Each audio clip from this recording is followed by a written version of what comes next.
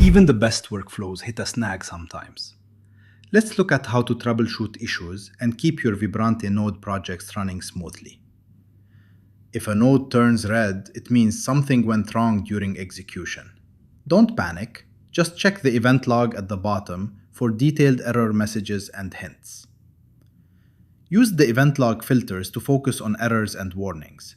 Read the messages to understand what happened: missing data, type mismatches, or logic errors. If a widget is disabled, it's likely receiving data from another node. This is normal. Widgets are locked when their values are controlled by connections.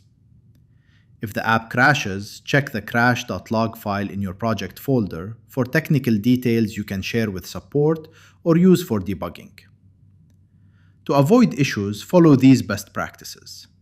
Use clear, descriptive node names. Test small sections before running complex chains. If you're editing Python code and hit an error, use the AI-powered code fix to get suggestions and resolve issues quickly.